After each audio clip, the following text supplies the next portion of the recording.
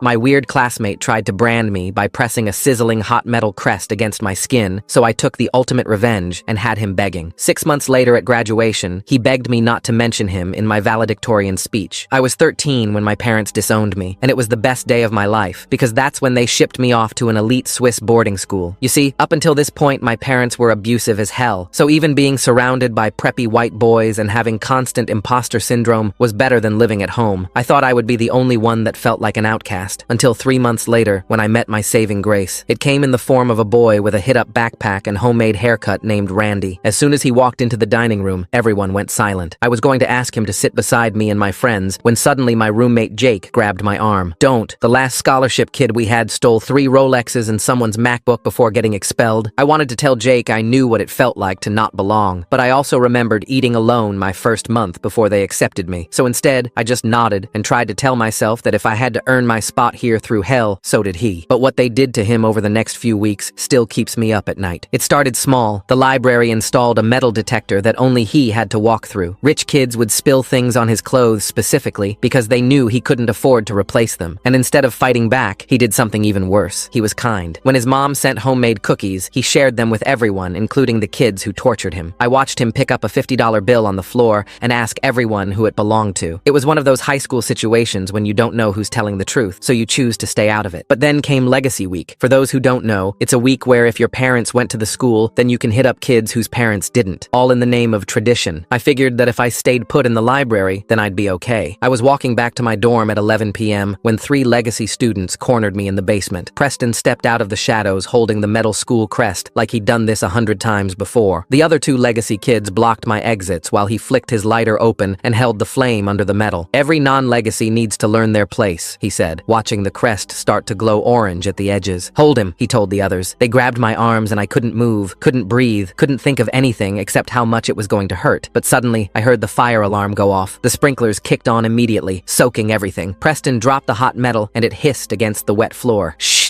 We gotta go, one of them said. They released my arms and bolted for the exit. Through the water pouring down, I saw Randy standing by the alarm pull station, his hand still on the lever. He helped me up, and we made our way out as security guards rushed past us toward the basement. The next morning, we were called to the headmaster's office. I walked in with my head held high, thinking that Preston would finally get what he deserved, but the headmaster didn't even look at me. He just stared straight at Randy. "Do you have any idea how much damage you've caused?" he asked, his tone cold and assertive. "The basement is flooded. Thousands of dollars in water damage. They were trying to— This is what happens when we let people like you in," the headmaster interrupted him. "You can take the kid out of the gutter, but you can't take the gutter out of the kid. One more incident, and you're out." Randy's shoulders dropped as he nodded. We were dismissed.